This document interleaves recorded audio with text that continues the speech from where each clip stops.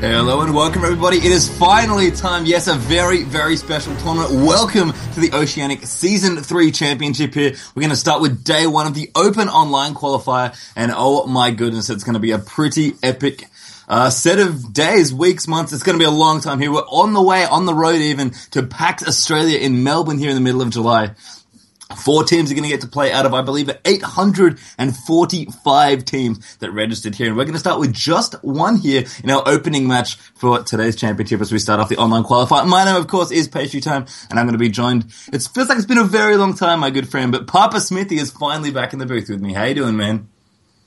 I'm doing great, Pastry, and it's, what a long road it's taken for us to get to here. It's so exciting to be casting an Australian tournament, casting on an Australian server, obviously the first big Oceanic server. And that's actually a point I'll get into when we talk about our first game. But things have happened quickly, haven't they? They really have, yeah. The Oceanic server was announced to be an open beta maybe a week and a bit ago. Players frantically moved over, started playing, and of course, in tandem with that, this tournament was announced as well, the first ever Oceanic Championship here. And, yeah, a lot of teams, as I said, about, I think, 845 at final count all signed up from all around Oceania, as you said. And, it's just been great. I mean, personally, I know we've had a very similar experience, but it's a big difference going from NA to Oceania, that's for sure. Yeah, I mean, I personally was used to the 240 ping, which, you know, you can play, you get used to it. You know, when people start blaming ping for their poor performance, you can at least reason out and say, hey, it's what I'm used to, I can play with it, but moving to the 70 ping I have now, some people are sitting on, 16 to 20? The Riot guys have about 9 to 11. Like, it's just a whole new ballgame. I mean, Flash feels like it's been buffed in the patch notes recently. It's almost instant cast. Yeah, I mean, I'm on 15 for the record, which I'm pretty happy with. 240, that's a lot. I played around 160, 180 for the most part. But that's a perfect segue into the first game that's kicking off now. 240 ping sounds bad, Papa Smithy. Why don't you tell me the ping that one of the teams are going to have here, the blue team actually there on the left. What ping did they play on before moving over to the Oceanic server? In fact, sure, so maybe the game more I have to accurately, say is the CLG FIJI Newbz against Team Pushek. That's our first game here. And one of the reasons why this game was chosen, I know I was guilty when we were commenting on the opening of the server, and even today when we started the cast, of calling this the Australian server. And we have to remember, this is definitely the Oceanic server. And in fact, the sole representatives from Fiji here, in the comments thread when they applied to join, their comment was, we've been playing from Fiji Island since beta, so since 2009, I guess, with pings over 300, close to 400 most of the time. With bad latency, we still continue to play League of Legends because we loved it so much and always had faith one day Riot will have official Oceanic server, and it has been heard. Now we have 50 ping, and we are 100% sure we can hit Diamond ELO in no time. And of course, we can't substantiate that. We don't have ranked out, but wouldn't it be a story if they could make it to PAX? It really would. It would be the only team from Fiji, the furthest team from Australia as well, I guess, so from the venue.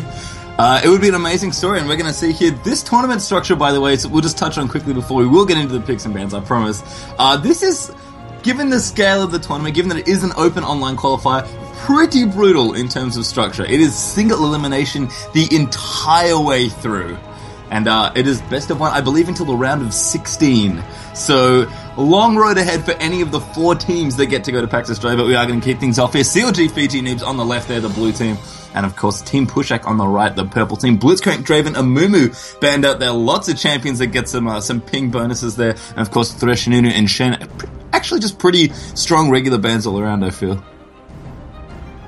Yeah, look, I mean, the very strong Nunu's banned out here, Thresh, the support master, and then a lot of champions that, you know, can really be strong in solo queue. The Blitzcrank, Amumu bans, normally bans we see more at the lower tier of play. And one of the things we can actually be honest and say here is that because ranked isn't out, it's going to be hard to judge the qualities of these players before we get into the lobby, so we don't really know what we can expect. But the picks here are already some really strong champions that are in vogue right now. Yeah, so we started off with first pick Ezreal there for CLG FIJI Newbz. Leona Vayne was picked up there on the right-hand side for the purple team. Nasus Elise, the next few there, and now Jace and Kale completing third and fourth pick there for Team Pushek. So fourth and fifth coming up now for CLG FIJI Newbz. And I mean, Papa, you are indeed the analyst master. What do you like? What do you like from what you see so far in terms of picks? Well, I mean, Jace is out there on the Pushek side. I mean, Jace is probably the strongest champion in the league right now. He's obviously going to get tuned down a little bit in the next batch. He's kind of, he's orientated around the poke, the very strong poke with acceleration gate Q combos, but he can team fight really strong right now. He can do everything. So whenever Jace is on a team, I always worry a little bit for the enemy. Yeah, we've actually got Janna being picked up here as well, and Kha'Zix also the other consideration here for CLG FIJI Newbz, so be interesting to see where they want to place some of these champions. I guess that means we're going to have Elise and Kha'Zix as our solo laners, and actually throw it back a little, almost back to a beta lane. Ezreal Janna. This looks like it might be the bottom lane here. Those other picks, they lock those in, so we are going to have Janna Kha'Zix. The question is, where are they going to go? And of course, what is the last pick going to be here as well from Team Pushek? They've kind of got a lot of what they want here. They probably want a jungler here, unless they want to jungle that Kayle, which is something they could do. They've definitely got to complete a bottom lane there with Leona Vayne. Jace, of course, can basically go in any solo lane. He's kind of the solo lord. And Sejuani's going to round things out here as the jungler, it looks like. Sejuani in this patch obviously nerfed a little bit, but such a powerful teamfight control champion, and such a tanky frontline here of Leona Sejuani for Vayne to potentially hyper-carry and really clean up some kills.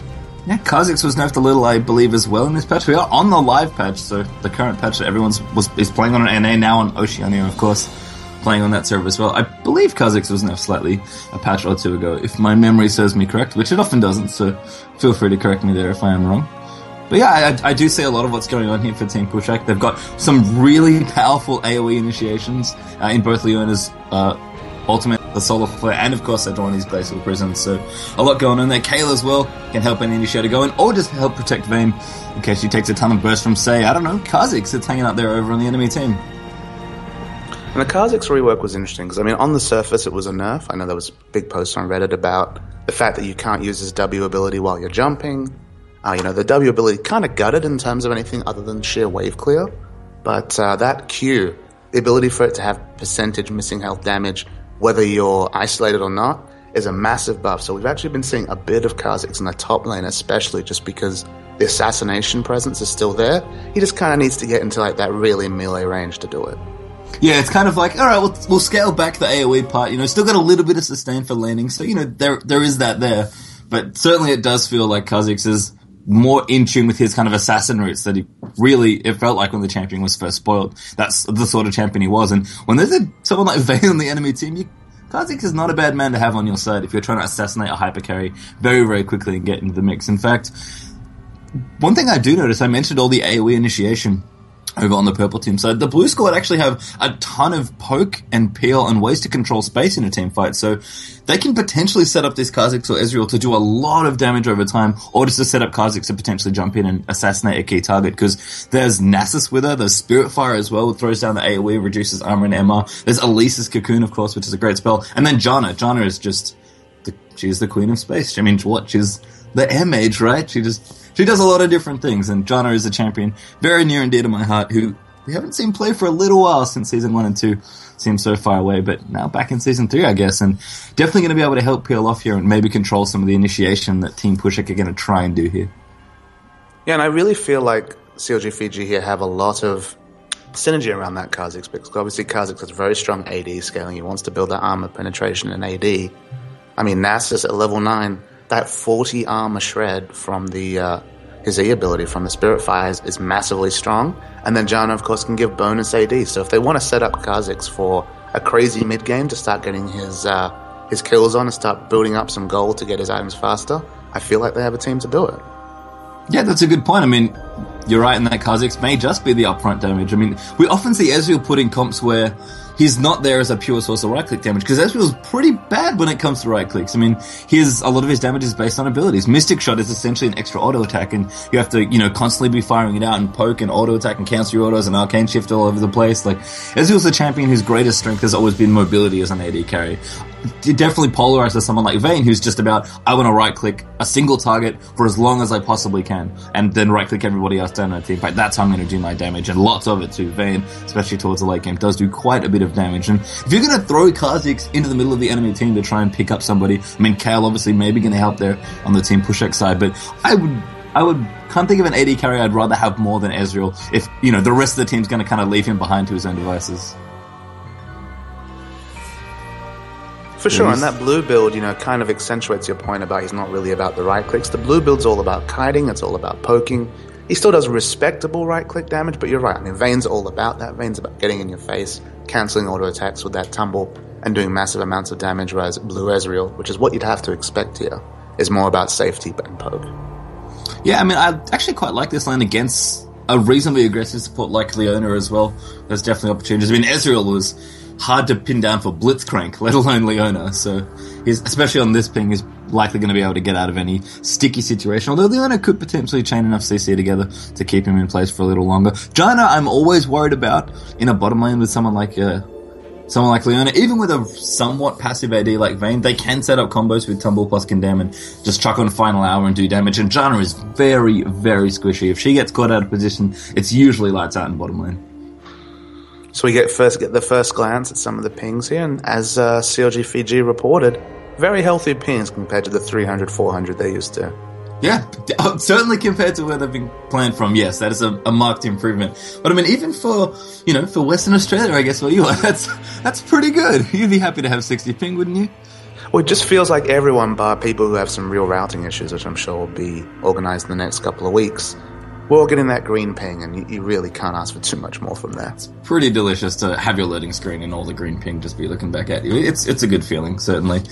And I mean, it really does exemplify the spirit of Oceania as a tournament. It's not just the Australians. We were getting enough flack from New Zealand saying we weren't including them, but of course, there's a team from Fiji, and I believe there are 4 teams from New Caledonia as well, so really is embodying the true spirit of Oceania. It is lots and lots of different teams from lots and lots of different regions, 845 all up, remember, competing for only 4 slots, Papa Smithy. To be fair, though, the prize at the end of the road is pretty sweet if you can get there.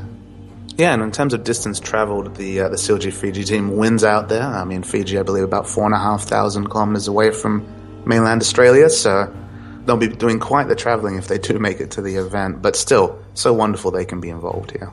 Yeah, we are going to lead into our first game here to start things off. Maniac just getting in there, obviously has the ping, but computer needs a bit of a hit. Maybe that should be the next thing, an outreach program to get people the amazing computers they need to even get this loading screen done a bit quicker. Just get out some SSDs. Be like, here guys, load them up. Alright, so game 1's going to be kicking off here. CLG FIJI Newbz on the left if you are just joining us, your blue team for this one, and the red or purple team here is Team Pushek, I believe from Australia. Yes, they're from New South Wales, from your hometown, Bestry. There we go. Oh. Look, Maniac and Jordan's moving out now as well. We're just going to watch these guys move out. What do you think's going to happen here at level 1? Because it's actually been a while, as we noted, since we've casted something, and the jungle has changed a little in recent memory. There's no more wolves to do early, no more wraiths to steal early. There's, it's a kind of a gentleman's agreement now in the jungle. Everything comes up at 155. No more double golems on the blue side here as well, which is actually a massive, massive difference at a competitive level. We've seen so many instances of the delicious double golems being taken away. In fact, it's almost like the purple team are like, hey, we're going to check these anyway, because they actually are invading through the bottom side here, down through that tri-bush, hanging out in the bushes. On a basic level, that extra 15 seconds you have, right? You don't have to be... I remember the first game I played, I felt like at 1 minute 40 I just had been robbed of gameplay because I wasn't right-clicking on something, I wasn't helping with a leash, but you have that extra 15 seconds, which, by the time you get out of your base, it's 25, 30 seconds into the game. You now have that 1 minute 20 to invade the enemy jungle, put down aggressive wards, make plays. And, it depends on the level of play we're going to see here today, how much of that is used, but a lot more time's been opened up for interesting level 1s to happen. Yeah, and I think this is definitely a product of that here for Team Pushek. They've just completely taken over the red side of the jungle. It looks like they will be stealing away the red. One of the changes that happened with the jungle was that red and blue buff got a little bit of a buff to how much gold and XP they give, especially the XP part. So taking one of those buffs away is now even better than it was before. And it looks like that is going to happen here. 10 seconds, now about 5 until that buff spawns. I think it's going to be gone. Which means poor Nasus here in the jungle is going to have to figure something else out when he realizes his red buff's gone. Yeah, unfortunate, and no defensive wards down from CLG FIJI in their own red side jungle, so largely unawares here, I think. Yeah, an Explorer had actually put down in that bush near red to start things off, and Leona warded their brush just left of the Wraith camp. They're just under that, and there's a smite this red for Sejuani to kick things off. Can even Q over the back of Dragon if she wants to get really fancy and go towards blue. In fact, they might even look for a gimmick gank here down the bottom. They are going to get things off here. Jaw's going to come in, but there's an instant shield out from Janna. And a bit of a smart ward placed down, gave them the advance warning that their red had been stolen, but also prevented them from a gank, so 75 gold. Really working out there. Yeah, and perfect counterplay here from Kasami. He's actually already doing the enemy red buff, so he's not going to be behind at all. Got a smiteless blue, as is often the case. The first buff for the jungler is almost always done with smite kept in reserve for the next one. So level 3 there for Nasus, actually beating Sejuani. He had a little detour down the bottom lane. And now top lane looks like somebody's going to come up here. Could be trouble for Jace. Actually, the Wither's going to come out. Double buffs here as well. No, not quite. Going to make it happen. There's the Cocoon Wither coming out there as well. Spirit Fire to start things off. And there's a Siphoning Strike to the back as Danmeister there takes a lot of damage in that exchange and burns the Flash Node, chugging down their health potions. Yeah, a lot of jungling is about decision making. It's all about being able to respond to what's happening, because you don't have to worry about those last hits and those lane mechanics. You have to worry about decision making. So good play for him there to pick up the enemy red buff, and they forced a flash out of it. Gank again. There's Kha'Zix in the middle. So much damage from that Q, and that's a flash away from Janaki. And oh my goodness, Papa, you were not kidding when you said Kha'Zix's Q damage is something to be feared. That was absurd. And looks like Sejuani might try and answer here. Yeah, just wait till we evolve it. Looks like George there, just hanging out in the mid, trying to say hello, preventing Kha'Zix from potentially jumping on another target. Ward there being placed down there, Sejuani thinking about maybe doing some counter jungling, but sadly not the best duelist is Sejuani, certainly not the lower levels, certainly compared to Nasus as well. Looks like they're just going to leave it. I did not notice that the two little minions have been left up at red, so the red respawn is going to be very late. Yeah, there are just a couple little minions there hanging out. Spotted one through the fog of war there. So that is unfortunate. Nasus, I think now going to check it. Yeah, there we go. He's like, So you add 5 minutes to the timer for those people watching who might not be aware. So 9:17, it looks like the red will be back up. And actually up top lane here, Jace, he has so many favorable lane matchups because he can push lanes real hard from distance. He has good dueling, especially early. But Elise is actually one of the strongest matchups against Jace. He just can't really, he still has base stats more in line with an AD carry than, a tanky or a bruiser top lane. So that percentage damage can really wreck him in lane. Yeah, kind of for all Jace's talents, and there are many, he is a little squishy. Definitely feels, as you said, more like an AD. Looks like bottom lane actually Sejuani was setting up for a gank, but Nasus now down the bottom here, just behind that turret. As you can see, looking to set things up. Janna, full mana, so can pretty much activate the CC whenever. They've just got to bait them into it here. Slow they're coming out. Nautilus could be in a little bit of trouble. Damage coming out from Ezreal. Lots of Mystic shots coming in. It looks like they kind of figured it out. Mid lane as well. Looks like Sejuani again popping in to say hello, but Nadong not having any of that at all. Just happily CSing away here up against Kayle. And one of the issues for Nasus here, he has the Wither, which is a strong ganking tool.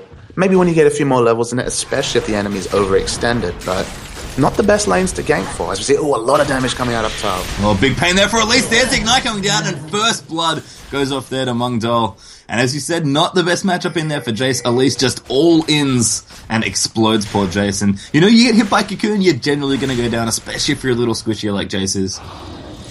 And Nasus ghosting into mid. Oh, that is damage there. Janaki taking a ton here. No ult there for Kayle. And that's going to be an easy kill for Nasus as he picks up the last hit. And again, just that Kha'Zix Q damage. Another really nice setup there. And well played from CLG FIJI Newbz. They're 2-0 up now in just under 6 minutes. Yeah, opening up a 1.4k gold lead only from those kills. We're looking down the CS values. A big advantage up top for Elise, which again is to be expected given her lane presence. But, and just, in general, slightly ahead in all lanes, CLG FIJI here. And you know what? In the early game, that's pretty much all you could really ask for, I think, in a game of League of Legends. Well, they probably had the most of kind of a shock when they moved to the Australian server. When you move from such a high ping to such a low ping, the first thing you'll notice, your skill shot mechanics, your last hits, those are the first thing you notice, just because attack frames are different when you have low latency. So I'm impressed that they're able to translate those mechanics so quickly here. Yeah, the server and the tournament were announced at the same time, so I imagine pretty much everybody who obviously wanted to, test it out, transfer, see what's going on, a lot of practice would have to go in, and it was a little rushed, obviously, there was a lot of things to sort out, when you're organizing a big tournament and trying to put a server out, you kind of got to do it all at once. But I think a lot of people got, I'd say, a reasonable amount of practice time on the server, and yeah, I am impressed that both teams actually are really showing that the low latency is something they have adjusted to already. So, I was actually going to stall that Nasus would have a lot of trouble here because, ganking for a Janna lane is always quite difficult. No CC in the bottom lane. Kha'Zix, again, no CC, barring the 20% slow on W. Only Elise is a really powerful lane here. And Elise, to be honest, should be winning that lane straight up herself. So, Nasus, I thought, would be relegated to counter gank duty, but they've already opened up an early lead, so there goes that theory out the window. Yeah, I mean, just forcing that flash early away from Kale pretty much set up that second kill very, very cleanly. I mean, now that Intervention is up for Janaki, he's got that ultimate, it's going to be a little harder for Kha'Zix to get kills, but I mean, he's got the lane presence he wants, so you can see the CS. Looks like it's starting to pile up 10 ahead currently for Nadong there in the mid, up against Janaki's Kale. And, you know, again, little advantage is a very big deal in League of Legends, especially in the early game. And Kha'Zix, with his TR up, with his double longsword as well, looking to build up mana nice and quickly here. Going to be pretty happy with the way the lane's going, and looks like Kale's going to get a little bit of help here, as George is going to donate over the blue buff. Sure, and Kale is a massively, massively strong mid lane, especially against a melee champion. We'll have to look and see. Let's check what's been noted. It is the Q. Here comes the gank. George looks for the knockoff. Looks at the assault coming out, so much damage as Kha'Zix turns around. Not quite level 6 and not quite the same threat from the Sejuani there. No, Void Assault's out though. Kha'Zix making really good use of those abilities actually. Just getting in there, realizing Sejuani's coming in. Okay, I can turn around and do a little bit of damage, poke you down, and then use the second tick to get out invisible, and then continue laning. And yeah, you're right, Sejuani's ganks, not too bad, but not great before level 6. Now Kasami coming in for another pre-6 gank. Danmeister in trouble there, flashes out from the cocoon, and that's another great bit of pressure there from Nasus. And you said that jungling is all about decision-making. Nasus, as you noted, not the best ganker, but when you're putting on incredibly well-timed pressure like this, everything starts lining up really quickly. You know, he's blown a flash already up in top. If he goes back there, or even if he doesn't, at least probably going to be able to get a kill one way or the other in a lane where she is advantaged. Some people in chat mentioning that the champions aren't in their correct roles in terms of the scoreboard. We'll get that swapped up for the next game if possible. We're working with an observer this time, folks. It isn't pastry time controlling the camera, so we have a few little things that will work out, but only the first game of a big tournament on a new server. We'll work out the kinks. Yeah, you'll probably notice that the observing is of a much higher quality. Shout out to Feather Observer, of course. But less jokes can be made at your expense, pastry, and that's the real problem here. That is true. We'll have to find something else. I'll see what I can do. Alright. So as we continue on now, just strong laning all around. As you noted, the CS values seem pretty good here for CLG FIJI Newbz. But I mean, no dragon has really been going for you, although we are just approaching 10 minutes, which is probably the earliest we usually see a dragon, unless there's some sort of cheese going on. The blue buff up for Kha'Zix now as well. He's going to be happy with that. And the first team fight here, I think, will tell a lot about this game, because I think Kha'Zix, especially in the mid game here, is going to be the key. I mean, he's doing fine in lane, he's going to build up those items, but they don't really have, like, if he gets caught in the AoE here, or he gets focused down early, I think CLG FIJI will have a lot of trouble winning a team fight. But if he can stay out of the fight, you know, Master E, APE style, and get some resets and have some really strong mid-game pressure, I think that sets up CLG FIJI really strongly here. Yeah, and I think if they are looking for some skirmishes, you can see in the mid, Kha'Zix just going in, rips Kale down to just below half health. She chokes down a couple of potions and heals herself. I think if they do look for some sort of skirmishes, Kha'Zix is really good in this situation when that's happening. I mean, Nasus as well. If you catch somebody up with it, Kha'Zix can just jump on them, and that's probably going to be a kill. So I think we're going to have either just a lot of laning, because to be fair, CLG FIJI is very comfortable with the way their laning's going right now. Or we're going to see maybe some 2v2, 3v3 skirmishes forth. And I think in both those situations, Kha'Zix seems happy, but he's probably going to want a little bit more fun before they really get into full-on teamfight mode. I mean, I think even with the first evolve changing from Q to W, understandably, with the changes to Q, it makes a lot of sense that you really do want 2 evolution points for that leap as well for Kha'Zix. And Dragon has been started here by Nasus actually soloing it with his ultimate on. Yeah, and level 6 Nasus is one of the most famous things. All you need is a pink ward and activating your ultimate, and the dragon is an easy playground for you. So 11 minutes 23, that's your first dragon. Nice little advantage there. Yeah, just clearly knows the limits of this champion here, and looks like maybe looking for mid-gank again. Slowed in there onto Kale, taking a lot of damage, but turns around, is wailing on Nadong there. That is one of the things with Kha'Zix. You have to be very careful initiating on Kale especially, because if you go in a little too early or you mistime it, you're going to take so much damage trying to get out there and probably going to have to blow a summoner. So wisely backs off there from Kha'Zix, just chugging down a potion. I think Kha'Zix as a champion in mid lane, in such a short lane against a Kale, I don't think he really has the tools to be able to kill her unless she was well overextending, auto-attacking in melee range his turret, just because he doesn't have any interrupt to that intervention. It's a short lane to begin with, and Kale has a slow and a speed up, so not even including her ultimate. So probably going to be a farm fest in mid lane here, which probably suits Kha'Zix. Yeah, I mean, with the way the early game's going, I think both teams actually are probably happy with that. Looks like damage there onto Mungdal in the top lane. Elise taking a little bit of damage, actually. Looks like maybe he has to go back and shop. Gonna go do so here to get some health and mana back. Spirit Visage, Joran's Ring boots. Tier 1 boots there up. And looks like Muruman is on the way for Jace as well. Double longsword. I guess going to Brutalizer first, and a Tear of the Goddess up already as well, of course. Yes, I'm not looking for the quick mirror mana rush, which is what we sometimes see on Jace, for example. Picking up the Brutalizer just for a bit more burst potential, which is a scary thing. Yeah, I think Jace feels like a champion who doesn't need to auto-attack to really stack that tier up high. Kind of same thing with Kha'Zix, which is why both of them seem like they're audibling into Brutalizer here for a bit of extra early punch. That armor pen and a little bit of extra damage goes a long way, especially in the early game.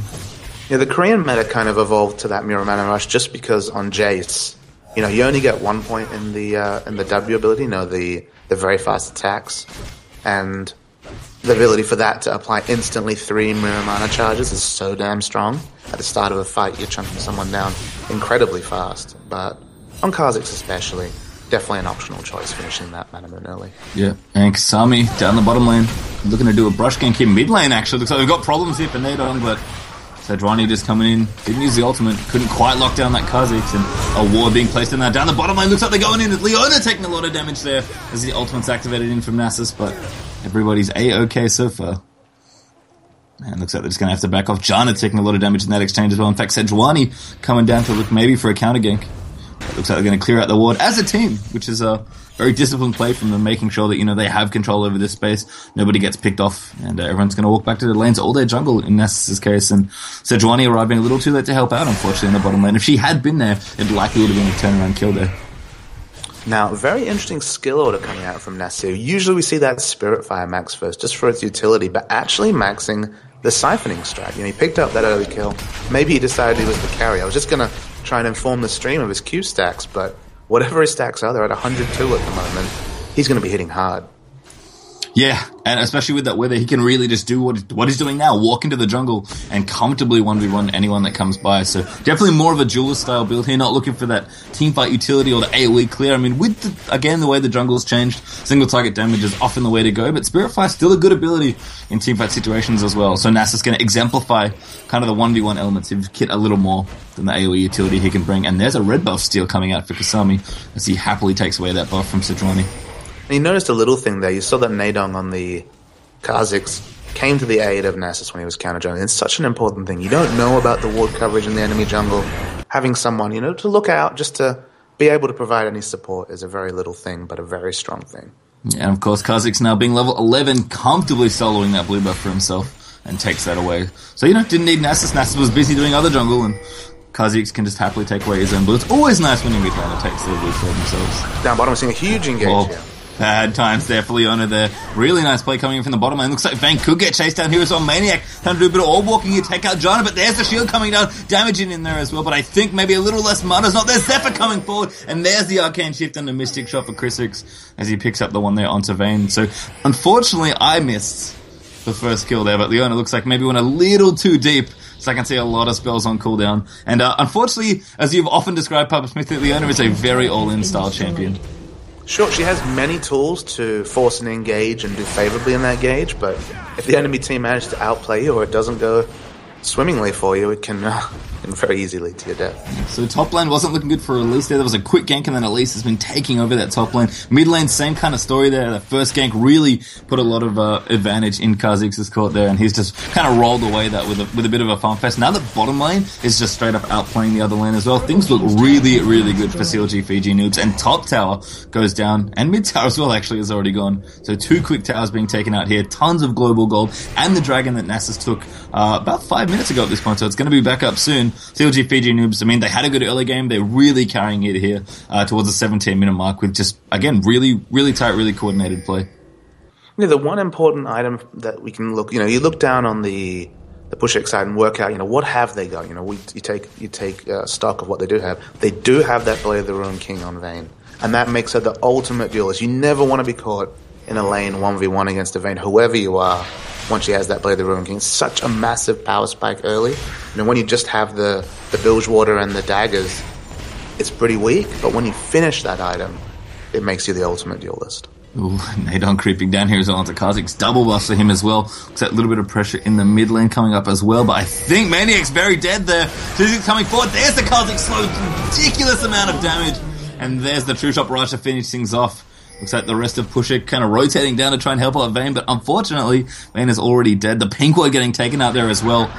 As Pushek tries to regain some control of Dragon here and even up that objective. Nice. To give you an idea, that was doing about 500 damage or so, 1 Q on a 4-second cooldown. A metric ton? 3-second cooldown. That's a lot of damage. Yes. For 17 minutes, it sure is. And looks like they are going to just force this Dragon here. Vayne not going to be up in time. Still 3 seconds till she respawns. Mungjal's rotated back down as well. And there's the Dragon. Very swiftly being taken. I heard a Ghost activate there. I think Northern Nautilus could be in trouble. Jace getting chased down here as well. Danmeister forced to flash away. Great Solar Flare into Glacial Prison for the disengage though for Pushek. And that is exactly what they needed to do in that situation. Get out of dodge and throw out the ultimates, and that's exactly what they did. I mean, I mentioned they're good initiation tools, but in tight spots they can be used for anti-initiation as well. Tanmeister has to knock one away, but there's the Cocoon, and that's going to be absolute dunkage as Nadon comes down. And poor Jace cannot survive that one. One little Q from Elise there, just managing to hit the back of Jace. And unfortunately, he was caught. I guess he didn't get the memo, because the rest of your team had backed off. And he's chilling in the mid, sees some CS, like, that looks delicious. And as delicious as it is, it's not worth your life, unfortunately. And Danmeister does go down. So I guess the common question would be, if you were Team Pushek in this case, what do you do? And I guess the thing that we saw after that Dragon was taken down, they have fantastic AoE CC, both for an engage and a disengage.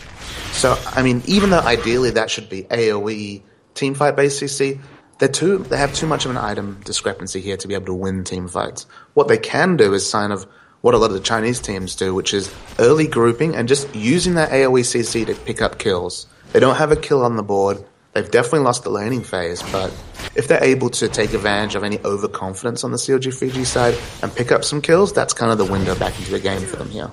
Yeah, you definitely want to be just warding out, spotting whoever's coming through, and then if you see someone when you're grouped up, definitely try and pick them off or get it. And you can get a couple of kills as well. You know, you get 2 or 3 people in the jungle, and all 5 of you are there with those ultimates. You can pick up a couple of kills, which goes a long way into pulling them back into the game. But I mean, they're, for the most part, going to have to play defensively and kind of take the kills when they happen, just try and pick people off. Because, as you noted, in a straight 5v5, there's just way too much advantage right now for CLG FIJI Newbz. Looks like Elise going to try 1v1 Danmeister up again. The rest of the team coming up. This could be a good kill. Jay's very low. That great knock up there by Sejuani, but the Ignite does pick it up. A flash out there from Elise. Switches forms as well. Going to throw out the Cocoon when it comes up, but does not want to chase there. Kha'Zix rotating up. Again, great reactive play there from Nadong, coming in to help his teammates. You can kind of tell, I mean, these guys seem like they've been friends, been teammates for a long, long time, because whenever somebody's in trouble, they're coming up, and oh my goodness, Kha'Zix, he's gonna do it. I think bad things are about to happen to poor She's not isolated, technically, but this is gonna be painful. I think the red buff might just get stolen, but level 9 Sejuani versus level 13, Nasta's coming down the side as well. Oh no, and this is a smite, and there's the damage coming forward, Wither in there as well. Leap forward there for Kha'Zix, and boom, steals away the red buff by killing Sejuani. And then Void assaults out, jumps back in, great isolated damage coming through there. Flashes actually, very, very aggressive play there from Kha'Zix. And hey, with the advantage he's got, Bloodthirster up already, plus Brutalizer, why wouldn't you be?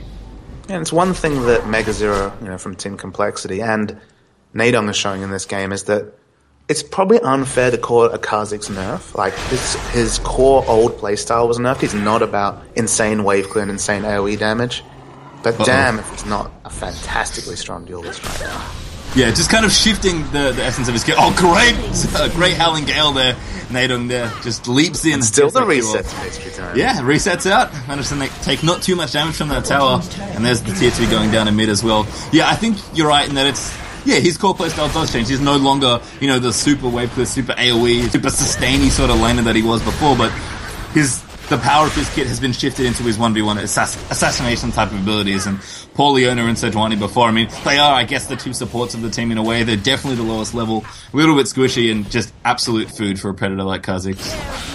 Oh, great Glacial Prison, they're trying to get in there, really trying to reach out a team fight. Ezreal's down the bottom, but they can't quite get it in. Danmeister exhausted as he jumps into the fight, and there's another reset coming out for Kha'Zix. Void assaults out, starts to shake off some of that damage. Leaps back in there, resets out again, Great monsoon in there from Janna as well. Beautiful positional play here as Nautilus comes in, and the damage is flying thick and fast. Ezreal's like, alright guys, I'm back, let's right-click this Leona. Damage again! Kha'Zix finally goes down as Vayne picks up the bonus goal, but Maniac in trouble there as Elise comes back down as well. And there's the split from Red Buff. Another kill to complete the ace as Ezreal picks up the final one onto Kayle. And that may be curtains here, unfortunately, for Team Pushek. Looks like it's going to be at least an inhibitor going down here in this situation. I mean, you know, not the worst trade, I guess. I mean, they got a couple of kills, but I mean, losing your entire team for just 2 members and, of course, kind of the rest of your base as well is not what we had scripted when we said Pushek really needed to try and force the issue with their ultimates. And to their credit, they did. They tried to force it 5v4, and unfortunately, it was great cocoon there on the George by Mungdal, by the way. The damage still coming in. Janna, though, peeling off. Sejuani not quite strong enough and taking a lot of damage here. Looks like Elise coming back in onto Jace, but takes the poke as he turns back around. Janna will finish off the inhibitor of all people. And Eridar's still not dead, just walks out of there, protecting the teammates and taking down the inhibitor all at once. And that was everything they wanted and more, I think, for CLG FIJI Newbz. Yeah, and to your point, we were focused on what Pushek needed to do to get back into the game. That's ignoring what CLG FIJI needed to do to take out the game, and that's, you don't allow any time to be overextended as a single person. You just group and you force objectives. You know you're going to win team fights, even against a team that theoretically has that CC, should be able to lock you down. Their confidence should have been sky high, and they need to, you know, to group and take objectives, and that's what they did. I'm actually going to take Baron here. They've warded it. They know there are no wards around. And Kha'Zix does Baron insanely fast. Yeah, they're expecting maybe them to come through here. They can definitely bait it up. They're waiting for the rest of their team. Sejuani going to walk through here. I think got spotted by a ward. Did indeed. So I think it's bad news here for Sejuani. Still not quite level 11. As she assaults over the wall there. Gets out of the way of the Wraith camp. Yeah, I mean, Nasus and Kha'Zix, pretty good at Baron. So is Ezreal. In fact, they could comfortably 3-man here, but everyone's going to come in here. Even an Oracle's on Eridar, just in case. And this is going to be about as free as they come for Baron Nashor. And that's probably a product of no wards being down for Pushek, but even if they had ward coverage there, they had to know it was just suicide. It was going to be Baron and 5 kills, or just a Baron. Yeah, Void Assault here for Nado and leaps into wards. There's the slow out from Nautilus. Good stun though, but I think it's kind of just to buy some time for the rest of the team. Solar Flare being used, but the last attack they're coming up for Kha'Zix. Ignite on there as well, so Leona does go down as Kha'Zix adds yet another kill to his 6-1-4 score. And just so much damage. He's got pure damage items this game. I'm not particularly surprised.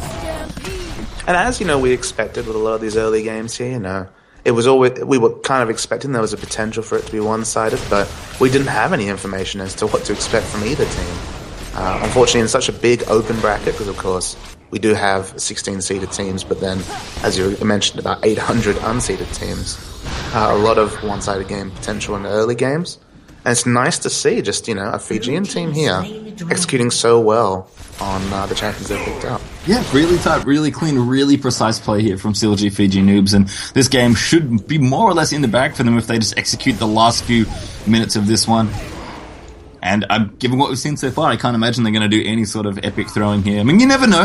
In this League of Legends, you definitely have to... 14,000 gold. They would...